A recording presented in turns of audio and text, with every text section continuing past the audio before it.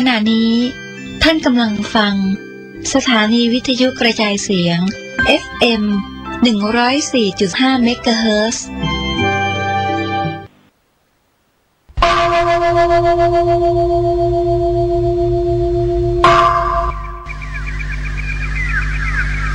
พรุ่งนี้เป็นวันพระขอเชิญลดละอบายมุขทำจิตใจให้สงบสะอาดปราศจากสิ่งเศร้าหมองทั้งปวงเข้าวัดฟังธรรมแล้วไหว้พระสวดมนต์ตามสมควร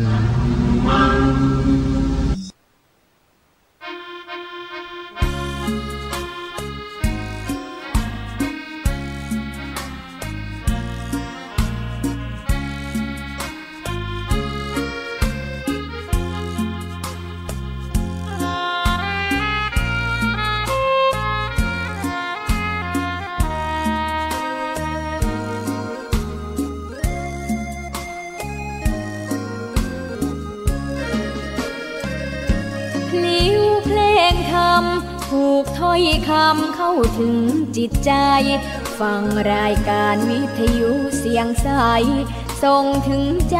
ไปสู่ปลายนาสารธรรมน้อมนำมองพระศาสดาบอกผู้คนทั่วลาหันมาเข้าวัดฟังธรรม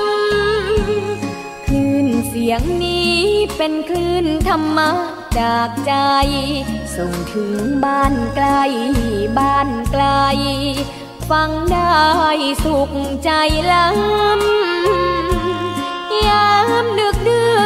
นค่ำคืนมีงานต้องทำเป็นคลื่นสารธรรมเน้นย้ำธรรมะเพื่อนใจเสียงคลื่นธรรมบอกหลักธรรมให้คลายความเหงาฟังเสียงธรรมะเบาเบาบอกเล่าถึงคนบ้านไกล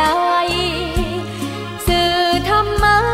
บอกลดละละวางด้วยใจสื่อไปถึงสวงในเข้าใจหลักธรรมหลักดี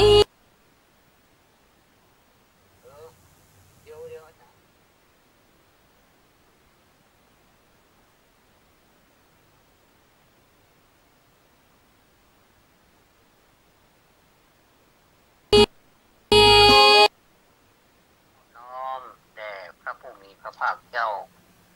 พระอรหันตสัมมาสัมพุทธเจ้าพระองค์นั้นซึ่งเป็นผู้ไกลจากกิเลสตรัสรู้ชอบได้โดยพระองค์เองด้วยเสียงกล้าวขอโอกาสถวายความเคารพพระเถรานุเถระทุกรูปถวายความเคารพพระครูสมุขวิศวัตรปรจิตโยผู้อำนวยการสถานีวิทยุคลื่น 104.5 เมกะเฮิรตซ์สถานีเพื่อการเผยแพร่พระพุทธศาสนา และขอความสุขความสวัสดีจงมีแด่ท่านผู้ฟังทุกท่านในวันนี้เป็นวันอังคารที่23เดือนตุลาคมพุทธศักราช2561เป็นวันสำคัญของเจ้านั่นก็คือวันปิยมหาราชปิยมหาราชาพระราชาผู้เป็นที่รักของปวงชนชาวไทยนี่เป็นวันปิยมหาราชดังนั้นจึงมีทุกคนซึ่งเป็นประชาชนชาวไทยทั้งในประเทศและก็ต่างประเทศที่สำนึกในพระมหากรุณาธิคุณของรัชกาลที่ 5ได้ ถวายความเคารพท่านผู้ฟังทั้งหลายวันพรุ่งนี้เป็นวันออกพรรษาเป็นวันออกพรรษาคือครบ3 เดือนละเพราะฉะนั้นวันออกพรรษาก็จึงมีความสำคัญแห่งวันหนึ่งซึ่งได้รักษากันมาเป็นจำนวน3 เดือนในคณะที่อยู่ในพรรษานั้นก็เวลาที่จะไปไหนมาไหนที่ภิกษุมีภาระมีหน้าที่ที่จะต้องเดินทางไปนอนแฮมแก่มมื้อก็ต้องทำตามพระวินัยก็คืออธิษฐานไปก่อนอันนี้คือความแตกต่างของเจ้าบ้านถ้าเจ้าบ้านมีภาระหน้าที่ไปเลยก็ต้องอธิษฐานแต่พระภิกษุต้องอธิษฐานแม้แต่ไปคืนเดียวใดก็ต้องอธิษฐานอันนี้คือธรรมเนียมของพระจึงระหว่างพระกับเจ้าบ้านจึงมีความแตกต่างกันหลายอย่างแต่ละอย่างนั้นก็บ่เหมือนกันสักอย่างคือหมายความว่าเวลาจะกินต้นก็ว่าฉันนี่ฉันคำนี้ไม่ใช่ฉันและเธอนะก็คือฉันก็คือหมายถึงอาการที่กำลังจะบริโภคอาหารอันนี้ผมว่าฉันเนาะคำว่าฉันนี่มันมีคำพ้องเสียงกันหลายอย่างฉันทะคือความพอใจฉันหมายถึงตัวเฮาเธอหมายถึงตัวเธอหมายถึงคนอื่นฉันนี่ก็คือตัวเฮาแต่ฉันตัวนี้หมายถึงฉันคือการบริโภคเฮาบอกฮ้องว่ารับประทานหรือว่าบอกฮ้องว่ากินแต่จะใช้คำว่าฉันเวลาจะนอนหลับก็ว่าบ่เหมือนเปิ้นเหมือนเจ้าบ้านจำวัดว่าจะไปจำที่ไหนจะไปนอนที่ไหนก็ถือว่าจำวัดเวลาป่วยก็ว่าอาพาธเวลาเจ้าบ้านป่วยมาได้ก็ขอว่าป่วยสบายถ้าเป็นพระก็อาพาธ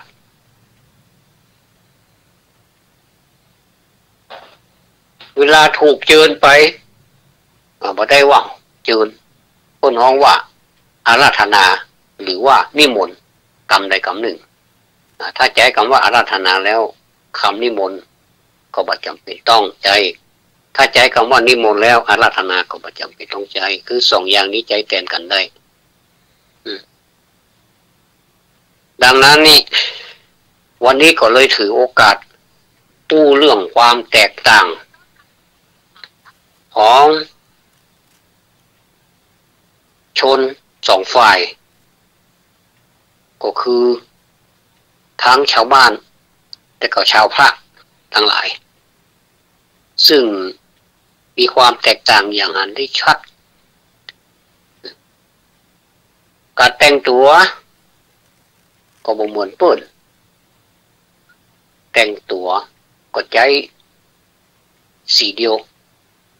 ชุดเดียวตลอดต่างแต่ว่าอาจจะเปลี่ยนไปซักพ่องแต่ว่าก็ใช้ชุดเดียวก็มีสบงอังสะจีวรสังฆาติอันเนี้ยเป็นชุดเดียวแต่ไปไหนก็ชุดเดียวเนี่ยแต่ถ้าเจ้าบ้านไม่ใช่ชุดเดียวเจ้าบ้านนี่หลากสีหลากหลายเดี๋ยวก็นั่นเดี๋ยวก็นี่สารพัดแต่พระมีชุดเดียวก็ดีเหมือนกันเหรอมันมาต้องเปลืองนี้ไปไหนมาไหนก็มีสัญลักษณ์คือชุดเดียว สีเดียวท่านผู้ฟังต่างหลายเมื่อเป็นอย่างนี้แล้วความแตกต่างระหว่างพระจึงมีความแตกต่างตรงเนี้ยที่หันชัดเจนแต่ว่าท่านจะไปเข้าใจว่าเป็นคฤหัสถ์หรือเป็นชาวโลกนั้นบ่สามารถทำได้เหมือนพระท่านทำได้บางอย่างท่านทำได้ยิ่งกว่าแล้วคนที่เคยสำเร็จเป็นอริยบุคคลที่เป็นเจ้าบ้านก็มีจัดหนักในสมัยพุทธกาลเราจะยกตัวอย่างอนาถปิณฑิกะหรือว่าอนาถปิณฑิกัตถะซึ่งเป็นเศรษฐีท่านหนึ่งที่มีความเลื่อมใสเจาะจงถวายพระวิหารที่ชื่อว่าเจตวันเสี่ยงเงินไปบัจเจน้อยแล้วก็บรรลุโสดาบันตัวเองต่างหากวันนี้ก็จะได้เอาเรื่องของอนาถปิณฑิกะมาจากเพื่อเกิดการม่วนอกม่วนใจในตาลซึ่งวันพรุ่งนี้ก็จะเป็นวัดออกพรรษาแล้วก็จะมีศรัทธาประชาชนที่นับถือที่เลื่อมใสในพุทธศาสนาเนี่ยได้ไปวัดไปเสริมบารมีกันในช่วงออกพรรษาวันพรุ่งนี้เป็นวัน15 ค่ำปลายบะโปมาเป็นวันเพ็งพุธถึงต่างหากวันเพ็งพุธท่านที่มีความเชื่อความเลื่อมใสในพระเถระพระอุปคุต ก็จะใช้โอกาสนี้ทำบุญเพิ่มเข้าไปแหมอย่างวันพรุ่งนี้เป็นวันพุธและเป็นวันออกพรรษาตัวเองเป็นหลายอย่างวันพรุ่งนี้เป็นหลายอย่างก็ ถึงนั้นแล้วก็เลือกทำเอาคนเดียวถ้ามีโอกาสทำก็ทำเถอะแล้วแต่โอกาสของแต่ละท่านนะเรื่องของอนาถปิณฑิกานี่จ่ายสตางค์ในตั้ง54 โกฏในพระพุทธศาสนาเจาะจงเฉพาะวิหารตรงนั้นดังได้กล่าวแล้วตะกี้นี้เมื่อพระศาสดาประทับอยู่ในพระเชตวันท่านนี้จะไปที่พระเชตวันนี่คือวิหารเชตวันเนี่ยวันละ3 ครั้ง3 เตื้อถ้าเวลาจะไปนี่ ก็คิดในใจนะว่าสามเณรก็ดีภิกษุหนุ่มก็ดีอย่าง ก็ถ้าจะพ่อมือเขานี่ด้วยการคิดว่าเศรษฐีนั้นถืออย่างมาพ่องกำอย่างมาตุ้ยอย่างบ่เคยเป็นผู้ชื่อว่ามีมือเปล่าไปเลยจะไปจะมีอย่างมือเปล่าไปนี่บ่มีเมื่อไปเวลาเมื่อเจ้าก็จะถือข้าวต้มพ่องอย่างพ่องที่เป็นอาหารที่บริโภคยามเจ้าเนี่ยแล้วก็ถือคนเนี่ยถือเภสัชก็คือยาทั้งหลายมีเนยใสเนยข้นเป็นต้นไปถ้าแมลงก็ถือเอาวัตถุต่างๆมีระเบียบดอกไม้ของหอมหมูเนี่ยเครื่องรูปไล้แล้วก็ผ้าเป็นต้นไปสู่วิหารก็ไปถวายทานและรักษาศีลอย่างเอี้ยทุกวันตลอดการเป็นนิจก็คือบ่ได้ถือว่าวันนี้วันศีลถึงจะไปวัดเนี่ยแต่อนาถเศรษฐีนี่ไปถึงวันแล้วก็วันละ3 เตื้อตัวเองต้นอย่างมันแต่ อันนี้พวกเรามันแท้ๆนี่สุดยอดแท้ๆพอตานไปเศรษฐีนี่ก็ทรัพย์ที่มีอยู่ก็ล่อยหล่อลงไปแล้วก็มีหมู่พ่อค้าทั้งหลายนี่ก็มากู้นี่เป็นทรัพย์18 โกฏจากมือของเศรษฐีไปเงิน18 โกฏเนี่ยแม้เป็นสมบัติแห่งตระกูลของเศรษฐีนี่ที่ฝังไว้ที่ใกล้ฝั่งแม่น้ำอันนี้เมื่อน้ำมันมามันนักเข้าหน้าดูน้ำหลากนี่มันก็จะเจาะฝั่งนี่ก็พังลงไปมันก็เซาะลงไปก็จมลงไปในมหาสมุทรก็คือทรัพย์สมบัติที่ฝังไว้หิมฝั่งนะจมลงไปด้วยทรัพย์ของเศรษฐีนั่นก็ถือความสิ้นไป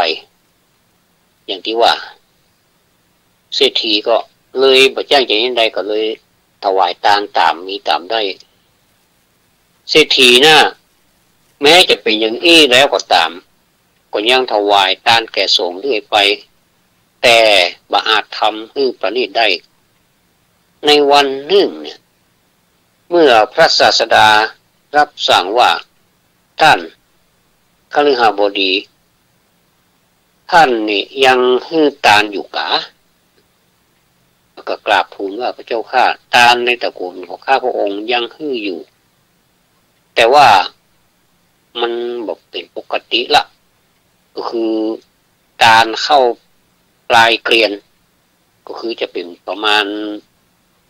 เข้าที่มันเป็นข้าวสารฮับเนี่ยครับข้าวสารที่มันผสมบูรณ์มันมางามนี่นะจะเป็นข้าวเปลี่ยนอย่างนี้แล้วก็พระศาสดาก็ตรัสเศรษฐีว่าคฤหบดีท่านจะไปกึศนะว่าเฮาถวายทานเศร้าหมองเพราะว่าเมื่อจิตประณีตแล้วเนี่ยทานที่บุคคลถวายแด่พระอรหันต์ทั้งหลายมีพระพุทธเจ้าเป็นต้นเนี่ยชื่อว่าเศร้าหมองเนี่ยบ่มีคฤหบดีแห่งประการหนึ่งเนี่ยท่านได้ถวายทานแด่พระอริยบุคคล8แล้วเนี่ยส่วนเฮานี่นะในการเป็นเวลามะพรามเนี่ยกระทำชาวชมพูทวีปทั้งสิ้นคือพักไถนายังมหาทานที่เป็นไปอยู่บ่ได้ทักษินัยยะบุคคลใดๆแม้พูดถึงซึ่งไตรสรณะชื่อว่าทักษินัยยะบุคคลทั้งหลาย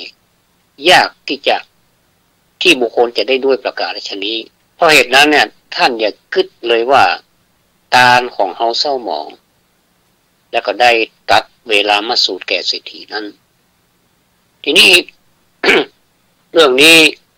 ก็ได้ยินไปถึงเทวดาผู้รักษา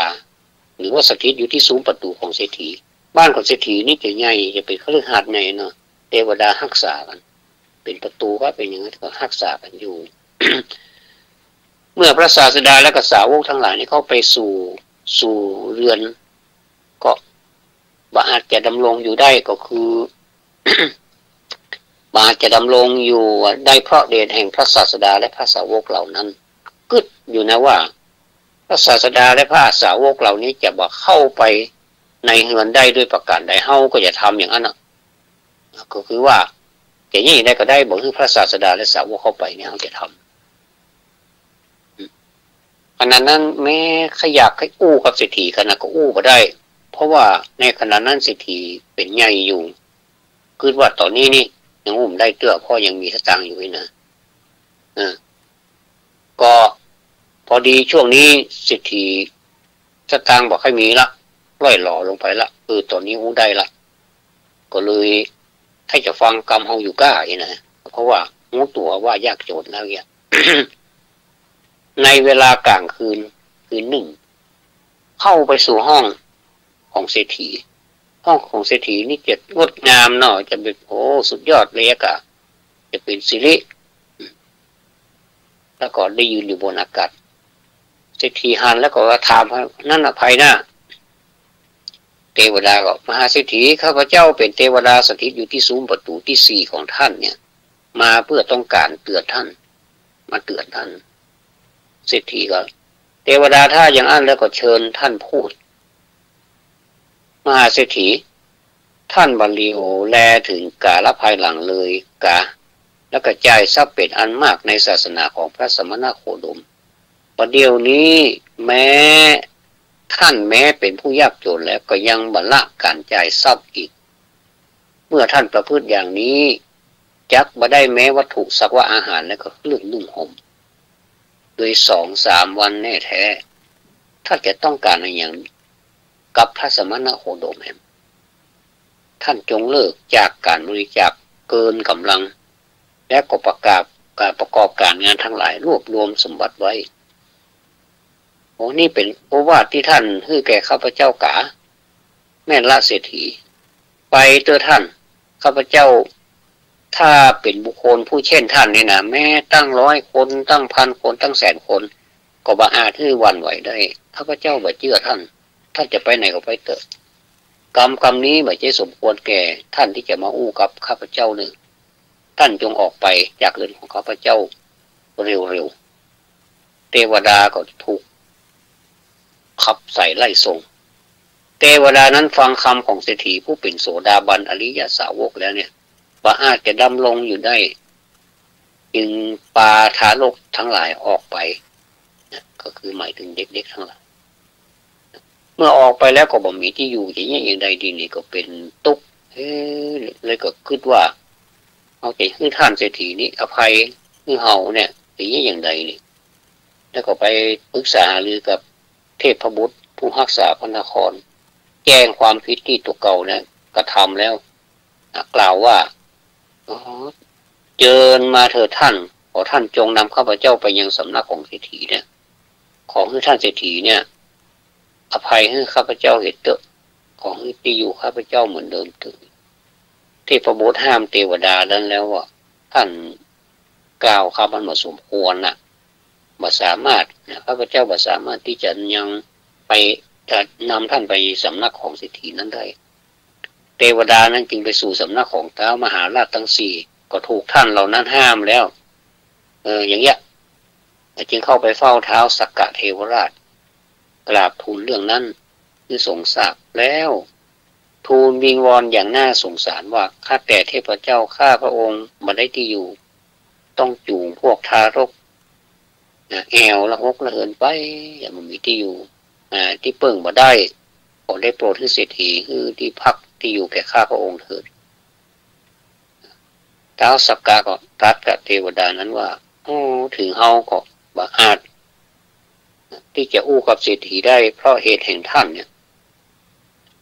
เอาอู้บ่ได้เช่นเดียวกันแต่เฮาจักบอกอุบายให้แก่ท่านสักอย่างหนึ่งเนาะดีละเทพเจ้าขอพระองค์ทรงพระกรุณาตรัสบอกเถิดไปเถอะท่านแปลกเพศเป็นเสมียนของเศรษฐีคือไผ่นำหนังสือก็คือหนังสือสัญญาเงินกู้นั่นนะจากมือเศรษฐีมาแล้วก็นำไปคือเขาชำระทรัพย์18 โกฏเหียที่ยันหมู่ปอกาถือเอาไปนะกู้ไปนะซื้อง่ายเนาะด้วยอนุภาพของท่านแล้วเนี่ยบรรจุไว้ให้เต็มในห้องเปล่าซึ่งเดี๋ยวนี้ห้องเศรษฐีที่มันบ่มีทรัพย์สมบัติเนี่ยเอาไปบรรจุที่ท่านทรัพย์18 โกฏเนี่ยที่จมลงไปมาในมหาสมุทรมีอยู่ก็ดีเนี่ยทรัพย์18 โกฏส่วนอื่นแหมที่หาเจ้าของมาได้เนี่ยมีอยู่ในที่ญี่ปุ่นก็ดีที่เพศก็ดีเนี่ยก็จงรวบรวมทั้งหมดนั่นน่ะบรรจุไว้ในเต็มในห้องเปล่าของเศรษฐีเพื่อมีห้องสมบัติหรือเปล่าถ้าทำงานชิ้นนี้คือเป็นทันตกรรมแล้วเนี่ยจึงขอขมาเศรษฐีทันตกรรมคือทำทันบนนี่เนาะขาดโทษไว้นะเทวดานั้นก็รับบอกดีละเทพเจ้าแล้วก็ทำงานทุกอย่างที่ท้าวสักกะแนะนำนั้นก็ทำให้อันห้องของเศรษฐีนั้นเต็มไปด้วยเพชรเต็มไปด้วยทองสว่างสวัยไปหมดแล้วก็เข้าไปอู้กับเศรษ เศรษฐีก็ถามว่านั่นใครนะก็เลยตอบว่าข้าพเจ้าเป็นเทวดาอันธพาลนะซึ่งสถิตอยู่ที่ซุ้มประตูที่4ของท่านเนี่ยกรรมใดก็ดีอันข้าพเจ้ากล่าวแล้วในสำนักของท่านด้วยความเป็นอันธพาลขอท่านจงขอให้อภัยกรรมนั้นแก่ข้าพเจ้าเถิดเพราะว่าข้าพเจ้าได้ทำทันตกรรมด้วยการรวบรวมทรัพย์54 โกฏมาบรรจุไว้เต็มห้องเปล่าตามบัญชาของท้าวสักกะข้าพเจ้าเมื่อบ่ได้ที่อยู่ลำบากขนาดท่านเศรษฐีก็อภัยให้เทวดาแต่ว่าก็มาจินตนาการว่าเทวดานี้เมื่อมากล่าวว่าทันตกรรมอันข้าพเจ้าก็ทำแล้วดังนี้แล้วก็รู้สึกตัวว่าพิษรู้สึกตัวว่าตัวเก่าพิษเอาจะแสดงเทวดานั้นแด่พระสัมมาสัมพุทธเจ้าก็คือนำเทวดานี้ไปเฝ้าพระพุทธเจ้ากรรมท่านเศรษฐีนำเทวดานั้นไปสู่สำนักของพระศาสดากราบทูลเรื่องนั้นพระศาสดาได้ทรงทราบถึงหมดเทวดาหมอบลงด้วยเสียงกล้าวแทบพระยุคลบาทแห่งพระศาสดากราบทูลว่าแก่พระองค์ผู้เจริญข้าพระองค์บัดทราบพระคุณทั้งหลายของพระองค์ได้กล่าวคำใดอันชั่วช้าเพราะความเป็นอันธพาลของข้าพระองค์เนี่ยพอพระองค์ทรงอดโทษคำนั้นแก่ข้าพระเจ้าข้าพระองค์พระศาสดาอดโทษแล้วก็ท่านมหาเศรษฐีอดโทษก็คือขออภัยขอขมาโทษเมื่อลุนจากการขอขมาโทษจากพระศาสดาแล้วพระศาสดาเมื่อจะทรงโอวาทเศรษฐีและเทวดาด้วยสามารถวิบากแห่งกรรมดีแล้วก็ชั่วจึงตรัสว่าดูก่อนคฤหบดีแม้บุคคลผู้ทำบาปในโลกนี้ย่อมหันบาปว่าดีตลอดการที่บาปยังบาปเพลิดผลแต่เมื่อใดบาปของเขาเพลิดผลเมื่อนั้นเขาย่อมหันบาปว่าชั่วแท้ๆฝ่ายบุคคลผู้ทำกรรมดีย่อมหันกรรมว่าดีกรรมดีว่าชั่ว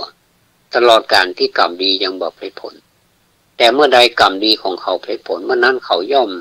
หันกรรมดีว่าดีจริงๆดังนี้แล้วเมื่อจะทรงสืบอนุสนที่แสดงธรรมก็เลยได้ภาษิตพระคาถาเหล่านี้ว่าแม้คนผู้ทำบาปย่อมเห็นว่าบาปดีตลอดการที่บาปยังไม่เพลิดผลแต่เมื่อใดบาปเพลิดผลเมื่อนั้นเขาย่อมเห็นบาปว่าชั่วฝ่าย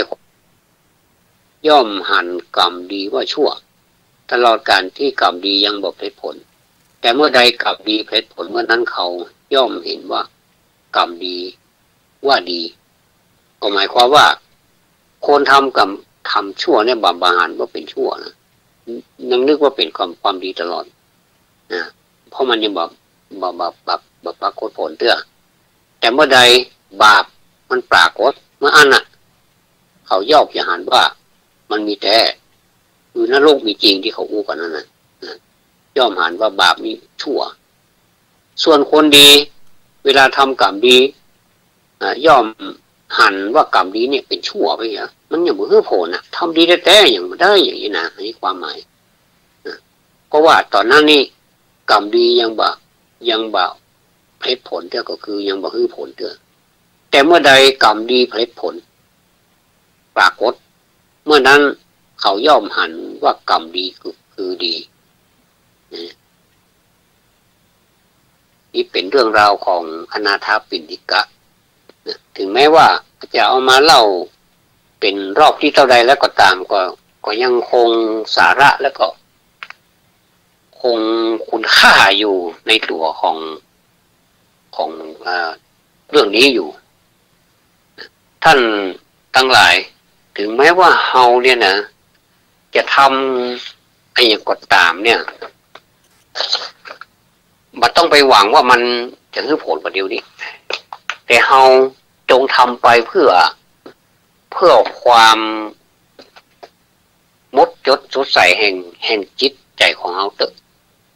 มันต้องไปหวังว่ามันจงเป็นอย่างอันจงเป็นอย่างอี้แล้วก็เมื่อมันบ่จงเป็นอย่างอันจงเป็นอย่างอี้ตามที่ใจเฮาก็ ก็เลยเลิกไป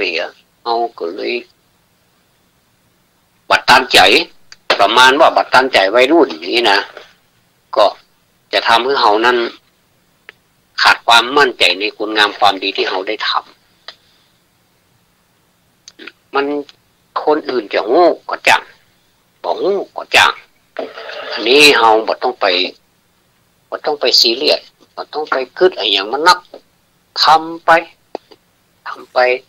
อย่างน้อยที่สุดตัวเราหูแล้วเราก็อย่างนี้เรามันดีก็ทำไปอันนี้มันบ่ดีเราก็แก้ไขเราก็บ่ทำเนี่ยอย่างพี่น้องทั้งหลายตลอดภาษาที่ผ่านมาเนี่ยเป็นโอกาสอันดีที่ทั้งฝ่ายพระสงฆ์แล้วก็ฝ่ายศรัทธาได้มีโอกาสแสดงฝ่ายศรัทธาก็ได้มีโอกาสฟังฝ่ายพระก็ได้มีโอกาสเผยแผ่เป็นโอกาสอันงามตลอด3 เดือนที่ผ่านจะครบรอบวันพรุ่งนี้แล้วเนี่ยก็ถือว่าไผ่ที่ได้ตั้งอธิษฐานเอาไว้ว่า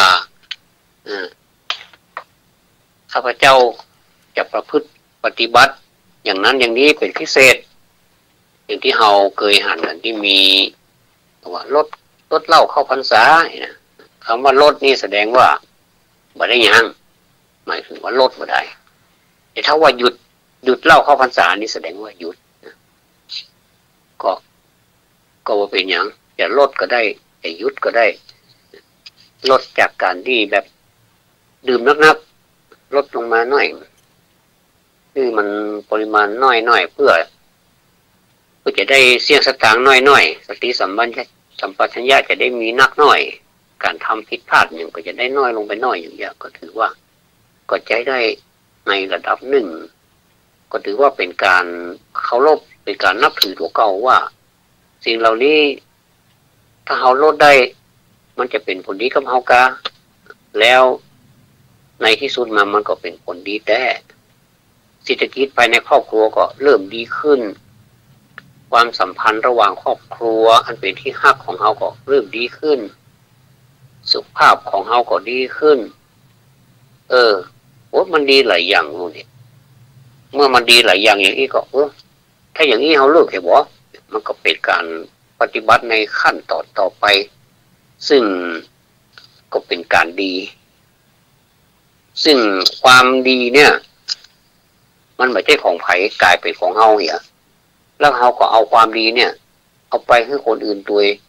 อันความดีนี่ไผ่บาลังเกียรตินะมีข้าโหนข้าได้มีข้าโหนข้าได้เหมือนกับเฮาเอาของดีให้คนเนี่ยของที่มันมีคุณภาพเนี่ยอันนี้ของแท้เลยนะก็ไปยิบยืนอันนี้เป็นเพราะว่า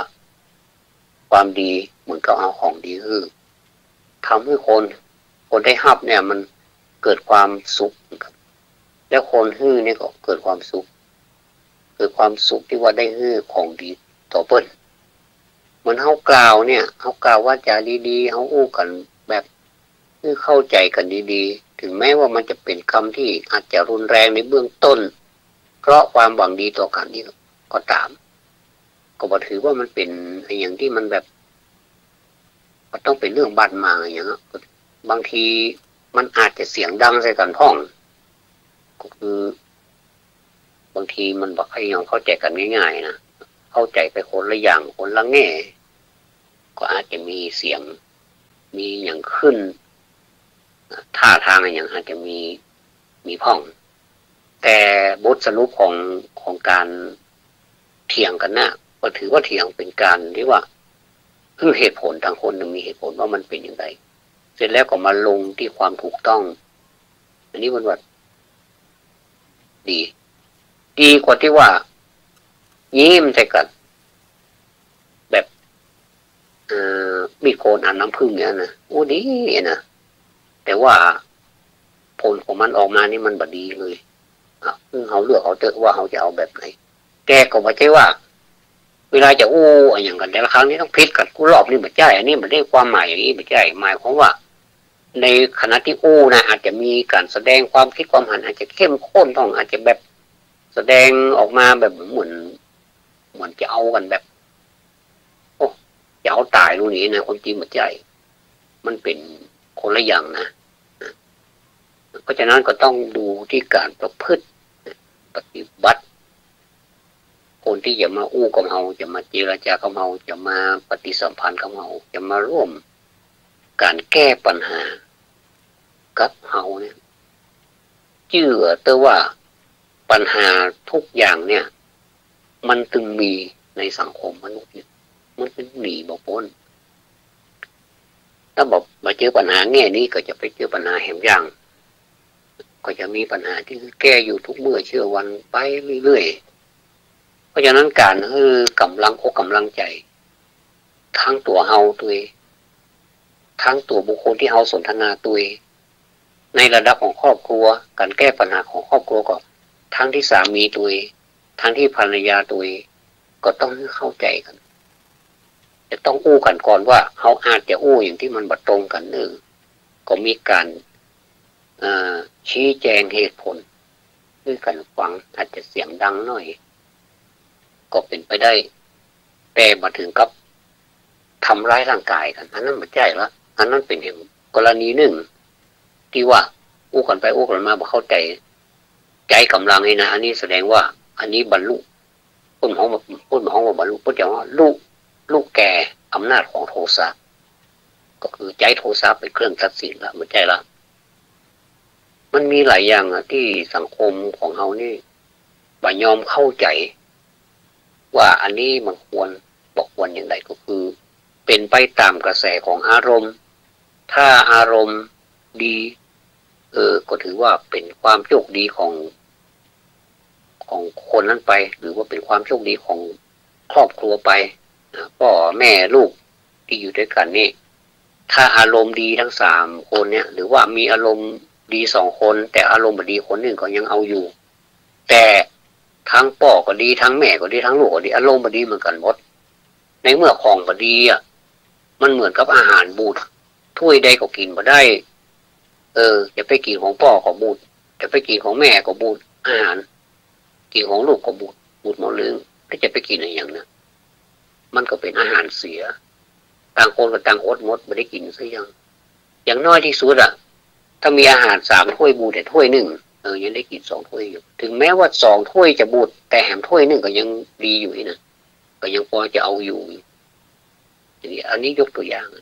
เพราะฉะนั้นอารมณ์เนี่ยทำให้เฮาเนี่ยบรรยากาศของการสนทนาเนี่ยมันต้องใช้อารมณ์ที่มันถูกต้องใช้อารมณ์ที่ถูกควบคุมบังคับให้มัน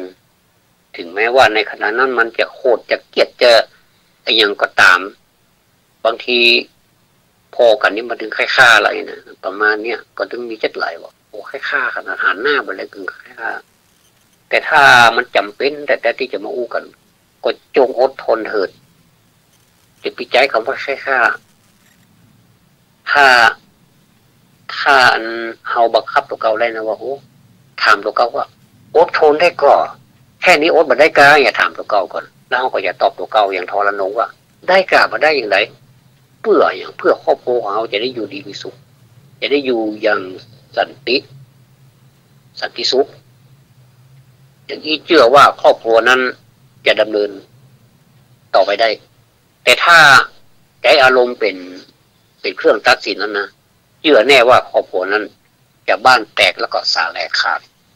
อันนี้หันมานักแล้วเพื่อนว่าวันนี้รายการสวัสดีชีวิตก็จะมาช่วงที่2ตะกี้เล่าถึงของเศรษฐีผู้ใจดีซึ่งที่เฮาฮ้องกันว่าอนาถาปิณฑิกะแม้ในสูตรในสวดมนต์ในพระสูตรอย่างก็จะปรากฏชื่ออนาถาปิณฑิกะนี่นักถ้าเชตวเนนะอนาถาปิณฑิกะนะมันถึงแม่นเลยนี่ก็ฝากไว้กับท่านที่ทำบุญอยู่เป็นประจำเวลาที่เราทำบุญไปแล้วเราจะเป็นอย่างไรนะก็นึกถึงท่านอนาถาปิณฑิกะนี่ก็ได้ซึ่งเป็นมาถึงมหาเศรษฐีเนี่ย โอ้อันนี้มั่นคงในตามขนาดมั่นคงอันนั้นแล้วไปละต่อไปอาตมาจะได้มาอู้ถึงสวัสดีชีวิตช่วงที่สองคือว่าภาวะผู้นำเนี่ยนะท่านผู้ฟังทั้งหลายมีคาถาพุทธภาษิตแห่งหนึ่งแสดงไว้ว่าเมื่อฝูงโคว่ายข้ามน้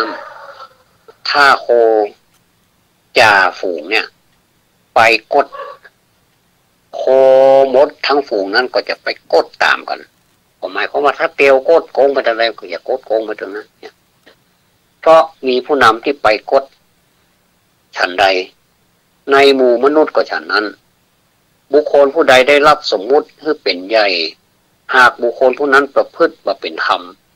หมู่ประชาชนนอกนั้นก็จะประพฤติซ้ำเสียหายแว่นแคว้นติงมดก็จะยากเข็นหากผู้ปกครองเป็นผู้ไร้ธรรมเมื่อฝูงโคว่ายข้ามน้ำถ้าโคจ่าฝูงไปตรงโคมดทั้งฝูงนั้นก็จะไปตรงตามกันเพราะมีผู้นำที่ไปตรงฉันใด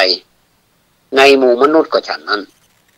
บุคคลผู้ใดได้รับสมมุติคือเป็นใหญ่หากบุคคลผู้นั้นประพฤติชอบธรรมหมู่ประชาชนนอกนั้นก็จะพลอยดำเนินตามทั้งแว่นแคว้นก็จะอยู่เป็นสุขหากผู้ปกครองตั้งอยู่ในธรรมพุทธพจน์นี้แสดงให้เห็นความสำคัญของผู้นำต่อความอยู่รอดเนาะสวัสดิภาพและก็สันติสุขของสังคมและประเทศชาติทั้งหมดในที่นี้ขออู้ถึงเรื่องภาวะผู้นำก็มาดูกันว่าภาวะผู้นำนั้นเป็นจะไรพ้องจะมีขึ้นได้และจะสำเร็จผลอย่างไรผู้นำนั้นมีความหมายภาวะผู้นำนั้นอู้ตามภาษาชาวบ้านแปลง่ายๆก็คือความเป็นผู้นำนั่นเองภาวะผู้นำนะคนเฮานั้นมาอยู่รวมกันเป็นหมู่เป็นกลุ่มเป็นชุมชนเป็นสังคมแต่ที่เฮาอู้ว่าอยู่รวมกันนั้นความจริงถ้าดูลึกๆลงไปจะเห็นว่าตัวคนรวมกันจริงแต่มักจะรวมกันแค่เพียงภายนอกส่วนทางในนั้นค่อนข้างที่จะกระจัดกระจายก็หมายความว่าตั้งกายนี่เหมือนกับว่าจะอยู่ด้วยกันเป็นกลุ่มแต่ว่าความคิดนี่จะไปคนละทิศละทางที่ว่ากระจัดกระจายก็คือมีความแตกต่างกันหลายอย่างหลายประการต่างจิตต่างใจต่างความรู้สึกต่างความนึกคิดต่างความต้องการต่างความรู้ความสามารถต่างระดับของการพัฒนาเป็นต้นอันนี้มันต่างกันเมื่อมีความแตกต่างและก็กระจัดกระจายอย่างอี้เนี่ยก็มีปัญหาว่าเขาจะยี่อย่างใดถึงให้คนทั้งหลายนี่มาประสานกันทำการทำงานต่างๆไปด้วยกันได้จะปากันไปด้วยดีคือผ่านพ้นภัยอันตรายอุปสรรคข้อติดขัดทั้งหลายดำเนินไปจนบรรลุถึงประโยชน์สุขหรือความสำเร็จที่เป็นที่เป็นจุดหมายปลายทางของเราที่เราตั้งเป้าไว้นะที่ว่านี่ก็หมายความว่าเราต้องการเครื่องมือหรือสื่อที่จะมาช่วยประสานให้คนทั้งหลายมารวมกันหรือร่วมกันเนี่ยทั้งรวมกันอยู่แล้วก็ร่วมกันทำเพื่อจะให้อยู่ด้วยกันด้วยดีและทำการด้วยกันได้ผลบรรลุจุดหมายประสบความสำเร็จเนี่ยเมื่ออู้ออกมาอย่างนี้แล้วก็มีคำตอบง่ายๆว่าเราต้องการผู้นำนั่นเองและเมื่ออู้ตามสภาพของสังคมมนุษย์อย่างนี้ก็จะได้ความหมายของผู้นำว่าคือบุคคลที่จะมาประสานช่วยให้คนทั้งหลายรวมกันโดยที่ว่าจะเป็นการอยู่ร่วมกันก็ตามหรือทำการร่วมกันก็ตามคือปากันไปด้วยดีสู่จุดหมายที่ดีงามที่ว่าปากันไปก็ให้ปากันไปด้วยดีนั้นหมายความว่า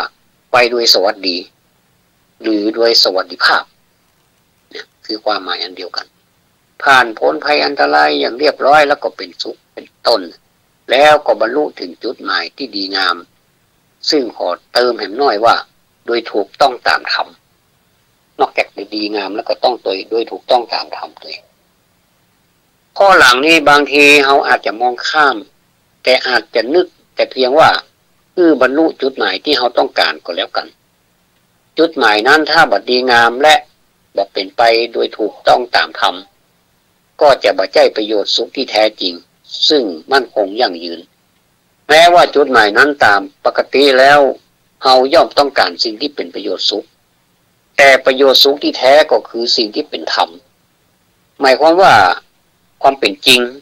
ความแท้ความถูกต้องและได้มาโดยธรรมเหมือนอย่างว่าเนี่ยถ้าเป็นผู้นำก็คือหัวหน้าโจรนำหมู่โจรไปปล้นสำเร็จได้สิ่งที่ดีที่เป็นประโยชน์มาอย่างนี้ก็บ่ถูกต้องตามธรรมมันเป็นผู้นำจริงแต่มันบ่ถูกตามธรรมเนาะเพราะมันบ่เป็นผลดีแก่ชีวิตแก่สังคมและก็แก่โลกหรือปาพวกไปทำสิ่งที่เป็นอบายมุขได้สำเร็จพวกที่ไปด้วยกันทั้งหมดเนี่ยอาจจะสนุกสนานบันเทิงใจและคนอื่นก็ดูเหมือนว่าจะบ่เดือดร้อนอย่างแต่บ่เป็นผลดีแก่ชีวิตของตัวเองเลยก็บ่เป็นภาวะของผู้นำที่กำลังอู้ถึงเนี่ยเพราะฉะนั้นจะต้องถูกต้องตามธรรมตัวนะท่านผู้ฟังทั้งหลายโดยในอันเนี้ยภาวะผู้นำก็คือคุณสมบัติเช่นสติปัญญาความดีความงามความรู้ความสามารถของบุคคลที่จักนำคือคนทั้งหลายมาประสานกันและพากันไปสู่จุดหมายที่ดีงามดังที่ได้อู้ตะกี้ล่ะเมื่ออู้ถึงผู้นำอย่างนี้จะหันว่ามีองค์ประกอบหลายอย่างในความเป็นผู้นำหมายความว่า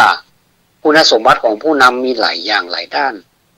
แยกไปตามสิ่งที่ผู้นำจะต้องเกี่ยวข้องคือผู้นำจะต้องมีความสามารถในการที่จะไปเกี่ยวข้องหรือปฏิบัติต่อสิ่งเหล่านั้นทุกอย่างคือถูกต้องและคือได้ผลดีองค์ประกอบเหล่านั้นก็คือว่า1ตัวผู้น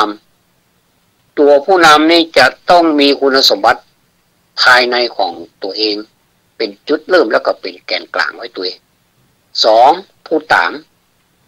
โยงด้วยคุณสมบัติที่สัมพันธ์กับผู้นำสัมพันธ์กับผู้ตามแล้วกับผู้นำเนี่ยหรือเราอาจจะบอกฮ้องว่าผู้ตามในพุทธศาสนาก็บ่ได้นิยมใช้คำว่าผู้ตามเอาอาจจะใช้คำว่าผู้ร่วมไปด้วยคือมันก็มีอิทธิพลทางใจเหมือนกันว่าอันนี้ผู้นำอันนี้ผู้ตามเนี่ยเหมือนกับมันอย่างในพวกมันมีผลทางจิตใจเขาเลยใช้คำว่าผู้ร่วมไปด้วยเหมือนเอาเนี่ยว่าทีมงานนี่นะเวลาดำเนินรายการวิทยุนี่ว่าประเด็นนี้ก็มีทีมงานนี่นะไม่ใช่ว่าประเด็นนี้ก็มีลูกน้องมาตัวนี่นะมันรู้สึกว่ามันอย่างไรหัวไหนมันม่วนม่วนหัวใช้คำว่าผู้ร่วมทีมหรือว่าทีมงานอย่างนี้นี่รู้สึกมันจะมีเกียรติที่บ่ได้3จุดหมายจุดหมายเนี่ยโยงด้วยคุณสมบัติที่สัมพันธ์กับจุดหมายเช่นจะต้องมีความชัดเจนเข้าใจท่องแท้และแน่วแน่ในจุดหมายเป็นต้นเนี่ยข้อ4หลักการและวิธีการโยงด้วยคุณสมบัติที่สัมพันธ์กับหลักการและกับวิธีการที่จะทำให้สำเร็จผลบรรลุจุดหมายอันนี้สำคัญเหมือนกันข้อต่อมาคือสิ่งที่จะทำโยงด้วยคุณสมบัติที่สัมพันธ์กับสิ่งที่จะทำท่านฟังตันเนาะข้อ6สถานการณ์โยงด้วยคุณสมบัติที่สัมพันธ์กับสภาพแวดล้อมหรือสิ่งที่จะประสบซึ่งอยู่ภายนอกว่าจะทำอย่างใดจะผ่านไปได้ด้วยดีในท่ามกลางสังคมสิ่งแวดล้อมหรือสิ่งที่ประสบเช่นปัญหาอย่างนี้เป็นต้นนี่คือองค์ประกอบต่างๆที่เกี่ยวข้องสำหรับผู้นำที่จะต้องพัฒนาตนเองคือมีคุณสมบัติที่จะทำให้เป็นผู้พร้อมที่จะปฏิบัติต่อสิ่งเหล่านั้นได้อย่างถูกต้องบังเกิดผลดี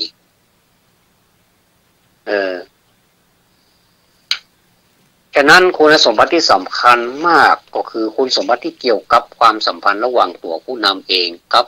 ผู้ร่วมไปด้วยนั้นซึ่งต้องถือเป็นหลักใหญ่ก็หมายความว่าข้อ1กับข้อ2สำคัญที่สุดก็คือตัวผู้น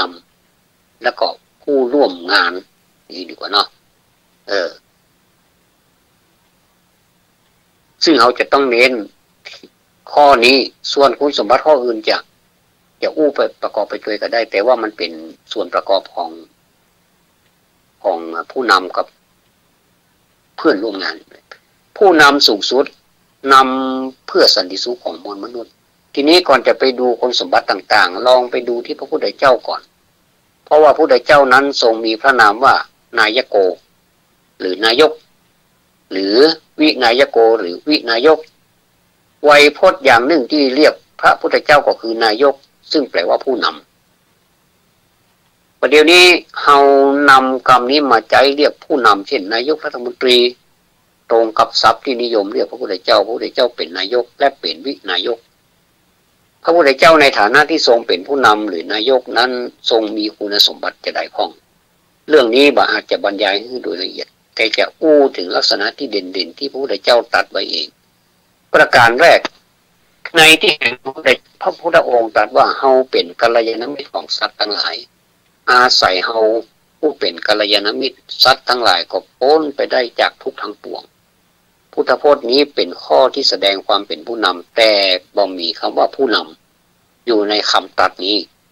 พึงเข้าใจว่าความเป็นกัลยาณมิตรนี่แหละคือลักษณะสำคัญที่เด่นของความเป็นผู้นำก็คือกัลยาณมิตรเนี่ยก็คือผู้นำจุดเด่นหรือสาระสำคัญของพุทธพจน์นี้ก็คือว่าผู้นำนั้นเป็นผู้ทำประโยชน์แก่เขาโดยเฉพาะสำหรับพระพุทธเจ้าก็คือเพื่อประโยชน์แก่สรรพสัตว์หรือมนุษยชาตินั่นเองทั้งปวงนั่นเองถ้าเราพอไปในวงแคบเข้ามาคือมันกระชับเข้ามาก็คือผู้นำนั้นเป็นผู้ที่ตั้งใจทำเพื่อประโยชน์แก่หมู่ชนแก่ญาติมิตรเพื่อนร่วมชุมชนเพื่อนร่วมชาติเพื่อนร่วมสังคมหรือแก่องค์กรนั้นๆแต่องค์กรต่างๆที่มีขึ้นก็เพื่อประโยชน์แก่มนุษยชาติแก่เพื่อนมนุษย์แก่สังคมนั่นเองเพราะฉะนั้นหลักสำคัญก็คือเป็นกัลยาณมิตรในสาระว่าทำเพื่อประโยชน์แก่เขาประการที่สองความเป็นผู้นำของพระพุทธเจ้านั้นแสดงออกในลักษณะแห่งอย่างหนึ่งว่าเป็นผู้ค้นพบมรรคาหรือค้นพบทางทรงเป็นผู้รู้ทางและทรงบอกทางให้ทางนั้นเพื่ออย่างก็เพื่อไปสู่จุดหมายหมายความว่าพระพุทธเจ้าเป็นผู้สามารถที่จะช่วยให้คนไปถึงจุดหมายได้เพราะว่าคนทั้งหลายต้องการไปให้ถึงจุดหมายนั้นแต่เขาไปบ่หูทางไปบ่มีวิธีอย่างเงี้ยพระพุทธเจ้าทรงค้นพบมรรคาคือทางที่จะไปสู่จุดหมายแล้วก็มาช่วยบอกกล่าวชี้นำหรือบอกทางให้เป็นเหมือนมัคคุเทศก์เขาเป็นนักท่องเที่ยวเนี่ยเขาหมู่เรื่องหรอกแต่เพิ่นต้องมาอธิบายเขาฟังว่าอันนี้มันคืออะไรอย่างแล้วเขาก็จะอันนี้พวกเขาว่าเหมือนเป็นมัคคุเทศก์ทำให้คนอื่นสามารถร่วมเดินทางหรือโดยสารไปคนอื่นที่เฮาฮ้องผู้ตามนั้นท่านจะใช้คำว่าผู้มาร่วมสมทบงามนะใช้คำนี้แล้วมันฟังแล้วมันลื่นหูดีหรือใช้คำหนึ่งว่าตามมาสมทบเดินทางไปสู่จุดหมายทั้งนี้หมายความว่าผู้นำจะต้องรู้จุดหมายชัดเจนแล้วก็รู้ทางที่จะดำเนินไปสู่จุดหมายนั้นข้อนี้ก็เป็นลักษณะใหญ่ที่สำคัญประการต่อไปพระพุทธเจ้าทรงมีลักษณะแห่งประการหนึ่งแห่งความเป็นผู้นำซึ่งแสดงออกในคำตรัสเป็นบางครั้งเช่นคือพระพุทธเจ้านี่ทรงเป็นผู้ที่ช่วยให้คนทั้งหลายได้ศึกษาได้เรียนรู้หรือฝึกฝนตนเองจนกระทั่งเขาสามารถที่จะข้ามพ้นความทุกข์หรือปัญหาไปถึงจุดหมายได้ข้อนี้หมายความว่าผู้นำนี้บ่ได้มายิบเนี่ยอย่างให้แก่ผู้อื่นโดยตรงแต่มาช่วยให้คนอื่นได้ฝึกตนนะได้เรียนรู้จะสามารถเพิ่มตัวเองได้แล้วก็ช่วยตัวเองให้พ้นปัญหาไปหรือทำให้สำเร็จบรรลุจุดหมายได้ก็เหมือนกับที่เพิ่นว่าอย่างก็มีคนอยากกินปลาถ้าเอาปลาไปให้ก็กินหมดแล้วฮะนะเนี่ยแต่ถ้าไปสอนวิธีหาปลาก็จะกินปลาไปได้ตลอดก็คือมันรู้วิธีละเมื่อตัวนี้หมดแล้วมันก็จะไปสอนตัวอื่นมากินอันนี้จะเป็นความรู้ที่ยั่งยืนเป็นความรู้ที่สามารถที่จะพึ่งปลาตัวเองได้ไม่ใช่ว่าอยากกินปลาแล้วก็เดี๋ยวเอาปลามาส่งเนี่ยปลาหมดแล้วก็เอาปลามาส่งเห็นไหมนี่มันจะบอกงู ฉันได้ก็ฉันนั้นนะผู้นำเนี่ยเมื่ออู้ถึงพระพุทธเจ้าปอให้หันเนี่ยกว้างๆอย่างนี้แล้วก็ลองมาดูคุณสมบัติของผู้นำหรือที่เฮาฮ้องว่าภาวะผู้นำนั้นนะคุณสมบัติของผู้นำนั้นสัมพันธ์กับองค์ประกอบต่างๆในการนำซึ่งมีประมาณ6อย่างด้วยกันในที่นี้จะข้ามคุณสมบัติในตัวผู้นำเองไปก่อนโดยจะขอเน้นในแง่ของคุณสมบัติในความสัมพันธ์ระหว่างผู้นำกับผู้ร่วมไปด้วยเพราะข้อนี้เป็นองค์ประกอบสำคัญที่แสดงถึงการนำอย่างแท้จริงในความสัมพันธ์กับผู้ที่มาร่วมไปด้วยเนี่ยก็มีเรื่องของการประสานเพราะว่าผู้นำนั้นมีหน้าที่ที่จะมาประสานและไม่ใช่มาประสานเฉยๆแต่มาประสานให้ปากันไปโดยเดินหน้าหรือมุ่งหน้าไปสู่จุดหมายให้ได้ในการประสานตัวผู้นำเนี่ยเข้ากับคนที่ร่วมไปด้วยนั้นน่ะก็รวมถึงการประสานคนกับคนคือประสานคนที่อยู่ด้วยกันทั้งหมดเนี่ยคือเข้ากันแล้วก็ร่วมกันไปได้และการประสานกันกับสิ่งที่จะทำแต่เริ่มต้นการประสานตัวผู้นำเองหรือคนที่ร่วมไปด้วยน่ะเป็นสิ่งที่สำคัญมากเลยตรงนี้เรียกว่าเป็นแกนทีเดียวเป็นแกนกลางก่อนนะถ้าบอกมีคุณสมบัตินี้แล้วก็จะไปสามารถที่จะประสานอย่างอื่นได้เลยทีนี้การประสานตัวของผู้นำกับผู้ที่จะร่วมไปด้วยเนี่ยจะทำจะใดก็เริ่มต้นด้วยการที่ตนเองจะต้องมีคุณความดีมีความรู้ความสามารถเป็นต้นอย่างเพียงพอเลยนะจนห้องได้ว่าเป็นแบบอย่างซึ่งทำให้เขาเกิดศรัทธาศรัทธานี่หมายความว่าความมั่นใจคือความมั่นใจในตัวผู้นำที่เชื่อว่าท่านผู้นี้จะสามารถแก้ปัญหา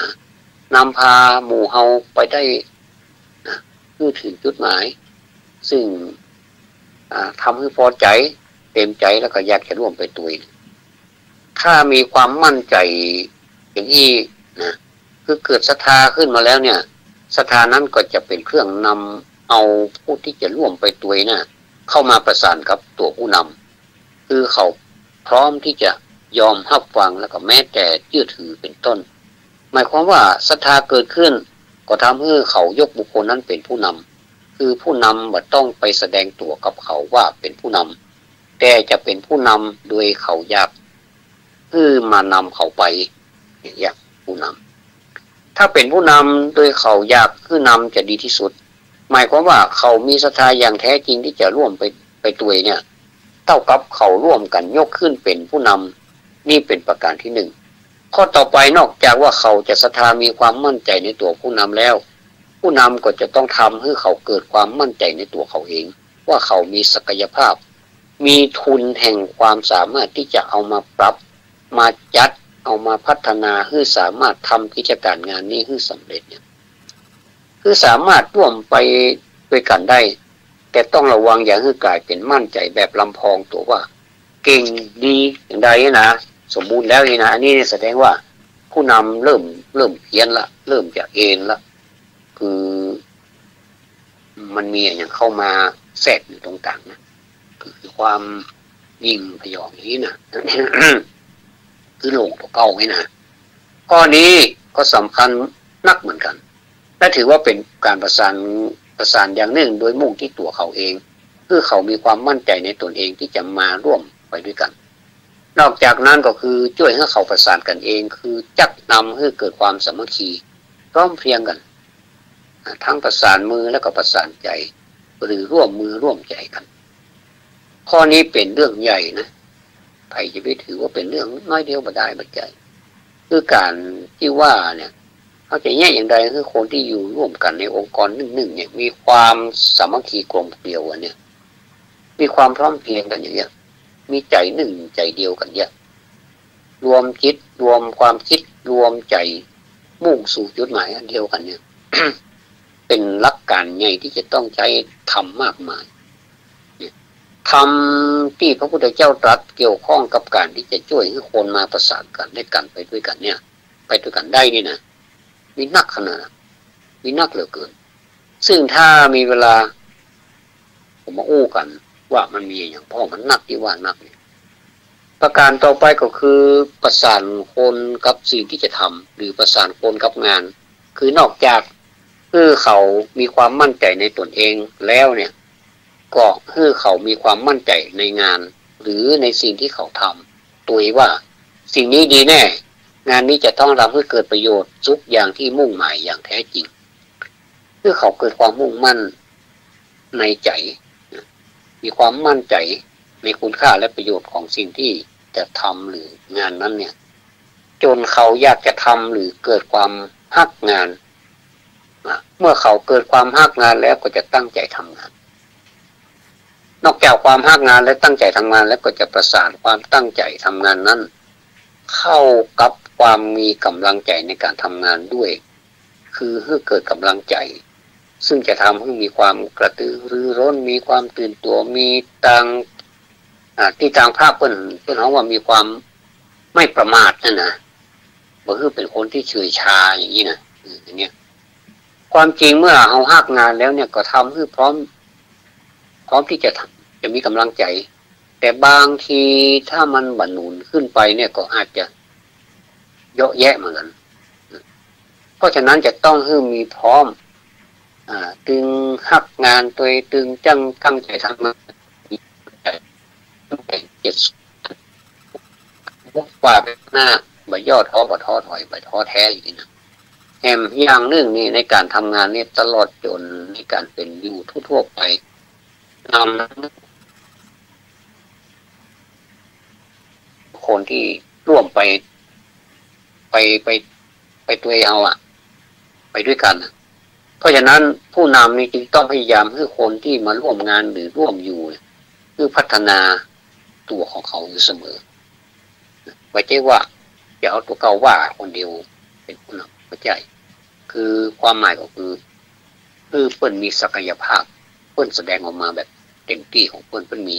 อย่างไรเปิ้นแสดงออกมาจะไปปิดกั้นเปิ้นข้อนี้ก็สำคัญคือบัดใจเพียงให้เขามาสละกำลังร่วมทำงานแต่จะต้องหาวิธีการส่งเสริมสนับสนุนเอื้อโอกาสให้เขาพัฒนาตัวเองให้มีความเจริญงอกงามขึ้นเช่นว่าให้เก่งขึ้นให้ดีขึ้นทำงานได้ผลดียิ่งขึ้นมีความสุขมากขึ้นมีชีวิตที่ดีงามบรรลุประโยชน์สูงที่แท้จริงมากยิ่งขึ้นไม่ใช่ว่าคนนั้นมันมาก่อนคือเปิ้นต้องหนุนให้คนที่มาก่อนนั้นได้แต่คนที่มาเมื่อรู้เนี่ยสมมติเรามีบริษัทหนึ่ง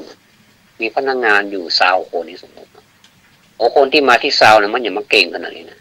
แทนที่จะช่วยกันสนับสนุนว่าคนที่20นี่มันอย่ามาเก่งคือมันปรากฏออกมาเลยมันต้องไ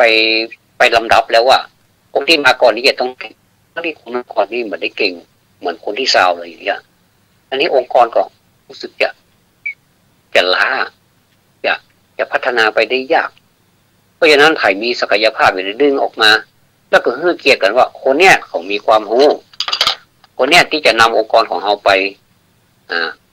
สู่ความสำเร็จโดยวิธีเนี้ยแล้วก็จะมีอย่างที่เขาจะแสดงออกมานะเขาก็จะแสดงออกมาอย่างมีความสุขแล้วก็บ่ต้องอิจฉาตาร้อนกันเลยถึงแม้ว่าเขาจะเป็นน้องใหม่เป็นคนที่20ก็ตามเถอะแต่ในเมื่อเปิ้นมีความรู้เนี่ยเขาต้องให้เกียรติเปิ้นไม่ใช่19 คนที่มาเนี่ยจะต้องให้คน19 คนนี้ไปก่อนเนอะคือเขา19 คนนี้ต้องมีศักยภาพมากกว่าคนที่20นี่ก็ไม่ใช่อย่างนั้นมันจะต้องมาพิสูจน์กันที่ประชุมว่าใครมีความรู้ด้านใดคนที่20นั่นน่ะ